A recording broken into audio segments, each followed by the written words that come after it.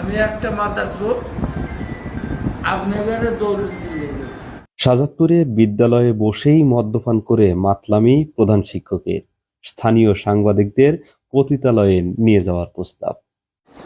আমি মদ জীবন করে আমি একটা মাথার চোখ আপনাদের দৌড় দিয়ে সিরাজগঞ্জের শাজাদপুরে বিদ্যালয়ে পরীক্ষা চলাকালীন সময়ে মদ্যপান করে মাতলামি করার অভিযোগ উঠেছে প্রধান শিক্ষকের বিরুদ্ধে।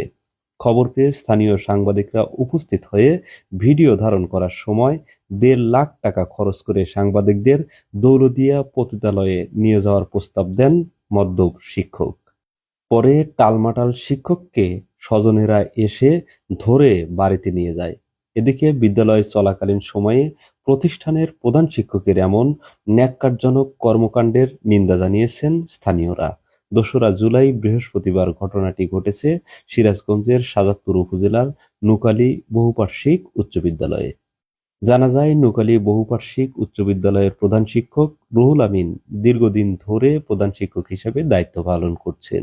বিদ্যালয়ের পাশেই বাড়ি হওয়ায় এবং এলাকায় তার মরহুম পিতার সুনাম থাকার সুযোগে ব্যাপক প্রভাব বিস্তার করে সবাইকে তটস্থ করে রাখেন এই শিক্ষক। মাঝে মাঝেই বিদ্যালয়ে এসে প্রধান শিক্ষকের কার্যালয়ে বসেই মদ্যপান করে মাতলামি করেন। প্রভাবশালী হওয়ায় কেউ তার বিরুদ্ধে কোনো কথা বলার সাহস করে না। মদ্যপ এই প্রধান শিক্ষকের অস্বাভাবিক আচরণে সব সময় ভীত সন্ত্রস্ত থাকে বিদ্যালয়ের শিক্ষক ও শিক্ষার্থীরা। ২রা জুলাই আর সব দিনের মতোই বিদ্যালয়ে চলছিল পরীক্ষার আয়োজন। এর মধ্যেই প্রধান শিক্ষক রুহুল আমিন মদ্যপান করে টলতে টলতে নিজের কার্যালয়ে প্রবেশ করেন। এরপর নিজের অস্বাভাবিক আচরণ এবং চিৎকার চেঁচামেচি করে মাতলামি শুরু করেন। এর ফলে কোমলমতি শিক্ষার্থীরা আতঙ্কিত হয়ে পড়ে। স্থানীয়দের মাধ্যমে খবর পেয়ে একদল সংবাদকর্মী বিদ্যালয়ে উপস্থিত হয়ে ভিডিও ধারণ করতে থাকে। এ সময় প্রধান শিক্ষক রুহুল আমিন নিজেকে কুৎসিত ভাষায় গালি দিয়ে জানান তিনি আজীবন মদ্যপান করবেন। একই সাথে সাংবাদিকদের সাথে নিয়ে দৌলতদিয়া পতিতালয়ে যাওয়ার বিকৃত প্রস্তাব দেন। এমন মাতলামি করা অবস্থায় বিদ্যালয় থেকে প্রধান শিক্ষক রুহুল আমিনের বাড়িতে খবর দিলে তার স্বজনেরা এসে টালমাটাল অবস্থায় বাড়িতে নিয়ে যায়।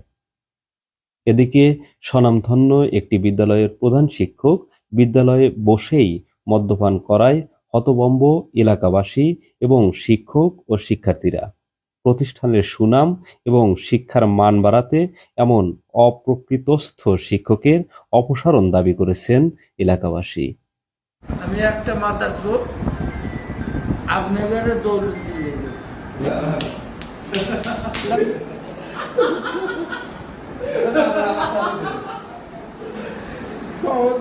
দৌড় দিয়ে আমি যাই না সহজ হিসাবে আপনারা দৌড় যাবেন কি করে এই